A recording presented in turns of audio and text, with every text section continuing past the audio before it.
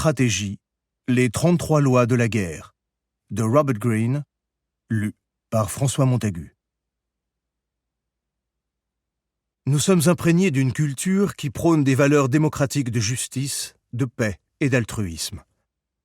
Très jeunes, nous apprenons que les personnes combatives et agressives en payent toujours le prix. Elles sont impopulaires et mises à l'écart.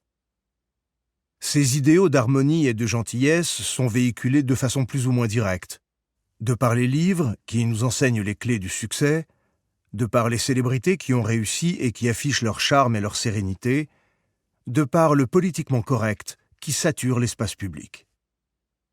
Le problème, c'est que nous sommes entraînés et préparés à la paix, et non à ce à quoi nous sommes confrontés dans le monde réel, la guerre.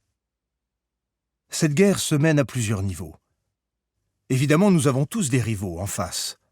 Le monde est de plus en plus dur, imprégné de compétition. En politique, en affaires, et même dans le monde artistique, il est des adversaires qui feraient n'importe quoi pour prendre l'avantage.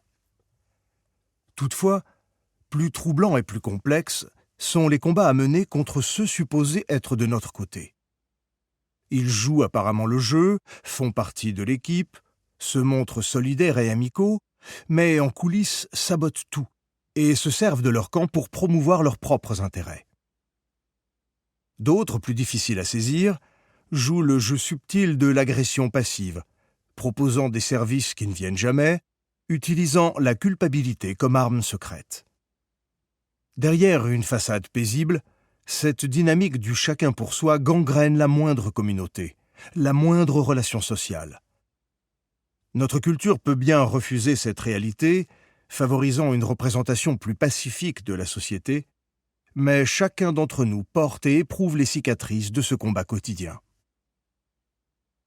Ce n'est pas que nous soyons tous d'abjects individus incapables de nous montrer à la hauteur d'idéaux de paix et d'altruisme, mais on ne peut s'empêcher d'être ce que nous sommes. Nous avons tous des pulsions agressives qu'on ne peut ignorer ou réprimer. Par le passé, l'individu pouvait attendre du groupe, l'État, la famille et l'entreprise, qu'ils prennent soin de lui. Ce n'est plus le cas. Dans la société libérale qui est la nôtre, il faut avant tout penser à soi et veiller à ses intérêts. Nul n'a besoin de ces idéaux d'amour et de paix irréalistes, étrangers à toute humanité, ni de la confusion qui va avec. Nous avons besoin, au contraire, de connaissances pratiques pour gérer les conflits et les batailles de tous les jours. Il ne s'agira pas de se faire plus violent pour obtenir ce que l'on veut ou se défendre, mais plutôt d'apprendre à être plus rationnel et meilleur stratège dans le conflit, en canalisant nos pulsions agressives au lieu de les nier ou de les réprimer.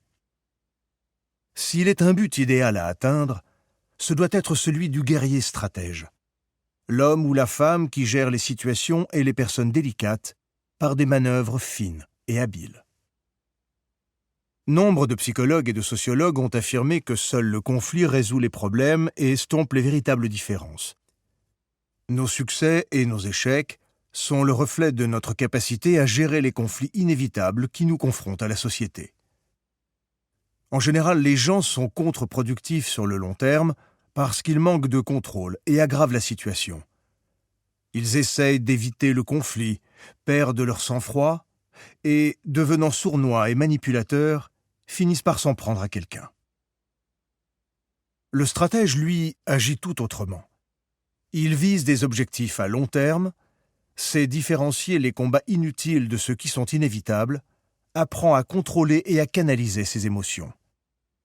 S'il est obligé de se battre, il manœuvre subtilement, il est invisible. Il préserve ainsi ce calme de façade qu'affectionne tant le politiquement correct d'aujourd'hui. Ce modèle de combat rationnel nous vient des guerres organisées où l'art de la stratégie a été inventé et élaboré. À l'origine, la guerre n'avait rien de stratégique.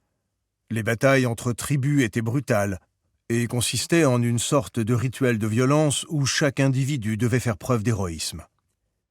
Mais alors que les tribus se sont étendues dans l'espace et constituées en États, il est apparu que la guerre coûtait cher et que ce gaspillage, même pour le vainqueur, menait à l'autodestruction. Il fallait rationaliser tout cela.